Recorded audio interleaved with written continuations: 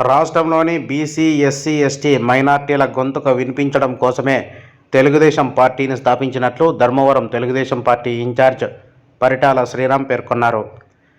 శుక్రవారం మధ్యాహ్నం 1:30 సమయంలో ధర్మవరం పట్టణంలో నిర్వహించిన మినీ మహానాడు కార్యక్రమంలో ఆయన మాట్లాడుతూ, రాష్ట్ర చరిత్ర, రాజకీయాల గురించి ఎవరైనా మాట్లాడాలంటే 1983కు ముందు, 83 తర్వాత మాట్లాడాలన్నారు.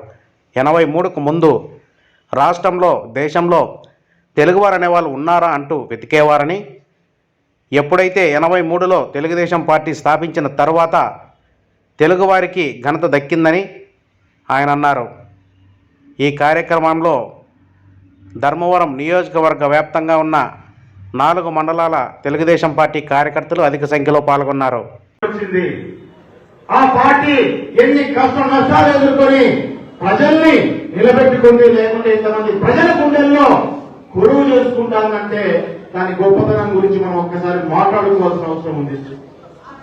ఆ రోజు 83కు ఈ రాష్ట్ర చరిత్ర గురించి, రాజకీయాల గురించి, దేని గురించి మాట్లాడకుండా రాష్ట్రంలో 2 అధ్యాయాలు.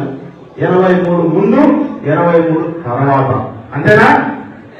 83 ముందంటే ఈ దేశంలోనే తెలుగువాడంటూ ఒకడు ఉన్నాడా లేదా అంటే, తెలుగు అనే భాష ఉందా, తెలుగుడు అనేవాడు ఉన్నాడా, ఎక్కడ కింద ఆంధ్ర రాష్ట్రం వాళ్ళు ఒకటి ఉందా అని చెప్పని చాలా మంది నాయకులు అడిగే పరిస్థితి.